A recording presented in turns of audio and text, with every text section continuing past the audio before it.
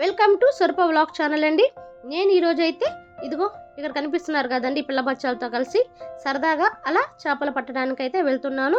ఇది సర్వేపల్లికి వెళ్ళే రూట్ అండి. సో ఆ రూట్లో అయితే చెరువులు కాలువలు ఉంటాయి, మనం చేపలు పట్టేది అక్కడే.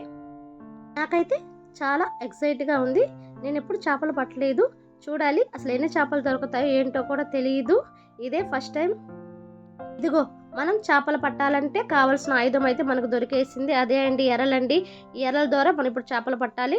చూసారుగా, ఇదిగో నేను ఒక ఎర అయితే తీసుకున్నాను, గాలం కూడా రెడీగానే ఉంది.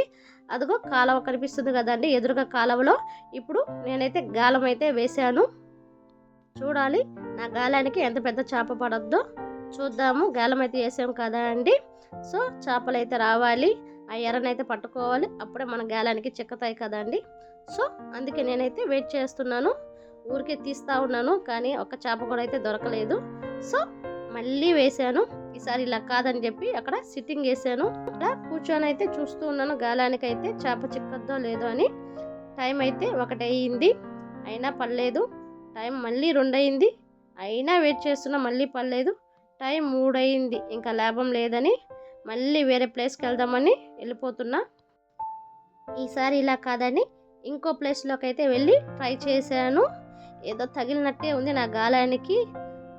దొరికేసింది దొరికేసింది దొరికేసింది చేప అయితే దొరికేసింది. చిన్న చేప అయితే దొరికింది, అయినా కూడా పర్వాలేదు. నాకైతే చాలా అంటే చాలా సంతోషంగా ఉంది. చేప దొరికిందో, నాకైతే చాలా అంటే చాలా సంతోషంగా ఉన్నాను. అసలు ఈ చేప పేరు కూడా తెలియదు, ఎవరికైనా తెలిస్తే కామెంట్ చేయండి. అరే ఆగే ఆగే ఆగే ఆగే ఆగే అయ్యో, నేను చేప దొరికింది అనుకున్న లోపల అదైతే తుర్రు అని చెప్పేసి మళ్ళీ చెరువులోకి వెళ్ళిపోయింది.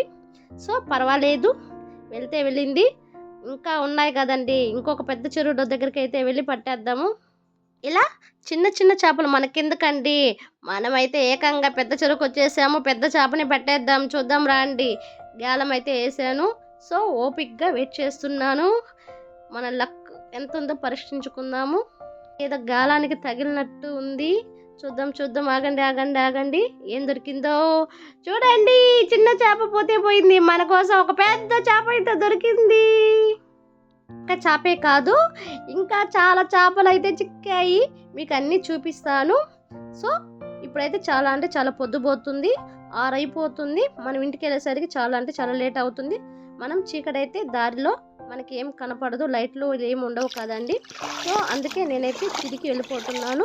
సో కాలువలో అయితే కాళ్ళనైతే శుభ్రంగా కడుక్కున్నాను. చూశారు కదండి తామర చెట్టు, తామర పూలు అయితే కోసుకొని ఇంకా తిరిగి నేనైతే ఇంటికి వెళ్ళిపోతున్నాను. చూశారు కదండి రూటు ఎంత భయంకరంగా ఉంది, చీకటిగా ఉంది. చూసారా, ఇలాంటి చిన్న చిన్న కాలువలు చెరువులు దాటుకుంటూ అయితే వెళ్ళాల్సి వస్తుంది, నీళ్ళల్లోనే నడవాల్సి వస్తుంది. చూశారు కదండి, చాలా అంటే చాలా కష్టము, అయినా కూడా పర్వాలేదు.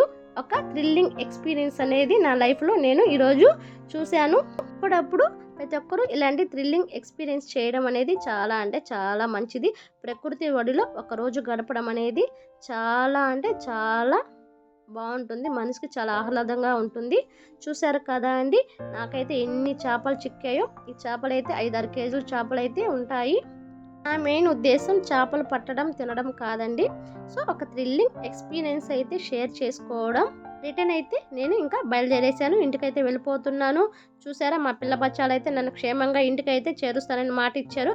అలాగే నన్నైతే ఇంటికైతే తీసుకొని పోతున్నారు. నా బ్యాక్ సైడ్ చూడండి ఒకసారి, అసలు నేచర్ ఎంత బాగుందో. ఆ పచ్చడి పొలాల మధ్య వెళ్తుంటే వీచే ఆ చల్లగాలైతే చాలా అంటే చాలా మనసుకి ఎంత ఆహ్లాదంగా ఉందో. ఈ వీడియో నచ్చితే ఒక లైక్ చేయండి.